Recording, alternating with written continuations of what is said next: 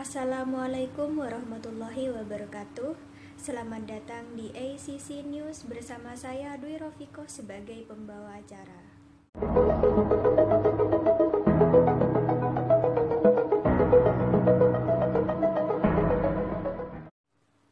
Berita hari ini terkait tentang maraknya kasus investasi bodong yang tengah terjadi di Indonesia.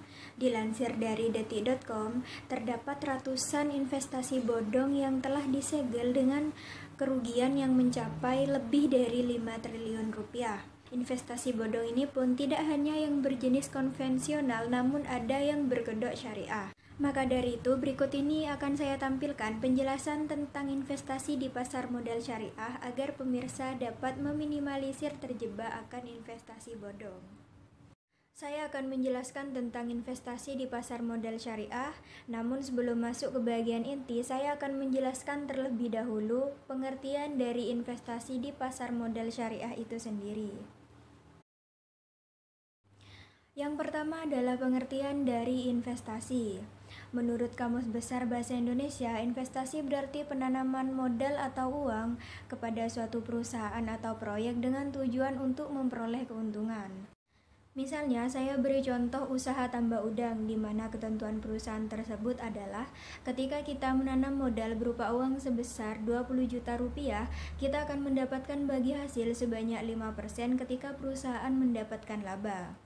Di sini kita tidak perlu terjun langsung untuk membudidaya udang itu, namun saat perusahaan mendapatkan laba, kita juga mendapatkan bagi hasil dari laba itu.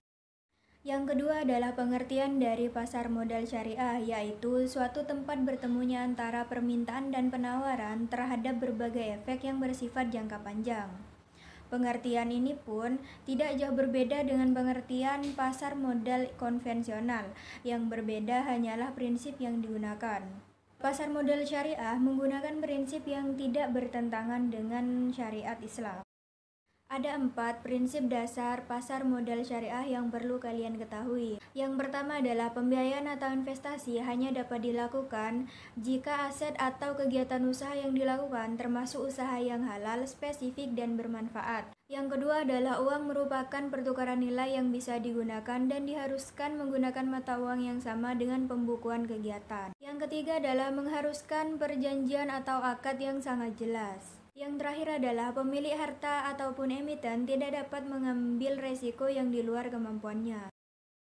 Sekarang kita masuk ke jenis produk pasar modal syariah. Ada 3 jenis. Yang pertama ada saham syariah, yang kedua ada suku atau obligasi syariah, dan yang ketiga ada reksadana syariah. Yang pertama adalah saham syariah. Saham syariah ini dilakukan dengan penyerahan dana dari investor sebagai bentuk kontribusi terhadap perusahaan pengelola yang nantinya akan digunakan untuk menjalankan usaha. Untung dan ruginya pun ditanggung bersama. Perbedaannya dengan saham konvensional adalah saham yang dikeluarkan hanya saham yang memenuhi kriteria syariah. Kriteria tersebut ialah transaksi yang tidak mengandung unsur riba, spekulatif, garar, dan judi. Yang kedua adalah suku. Suku adalah obligasi yang diterapkan dengan prinsip syariah. Obligasi sendiri adalah surat utang yang diterbitkan oleh pemerintah atau perusahaan.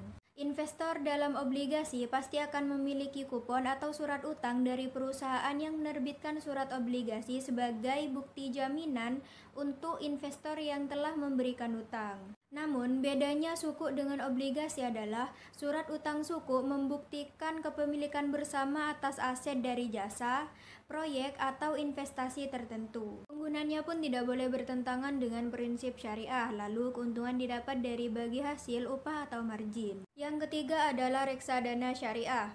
Reksadana syariah didefinisikan sebagai reksadana sebagaimana dimaksud dalam UU PM serta peraturan pelaksanaan dan pengelolaannya tidak bertentangan dengan prinsip syariah di pasar modal. Sebagai salah satu instrumen investasi, reksadana syariah memiliki kriteria yang berbeda dengan reksadana konvensional. Perbedaan ini terletak pada pemilihan instrumen investasi dan mekanisme investasi yang tidak boleh bertentangan dengan prinsip-prinsip syariah. Perbedaan lainnya adalah keseluruhan proses manajemen portofolio, screening, dan cleansing. Itulah penjelasan mengenai investasi di pasar modal syariah. Selanjutnya saya akan menampilkan tips bagaimana cara agar terhindar dari investasi bodong.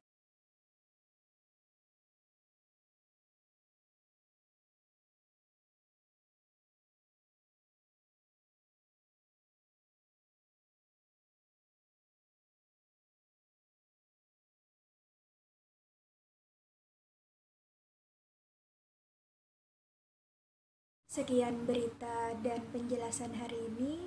Terima kasih dan sampai jumpa.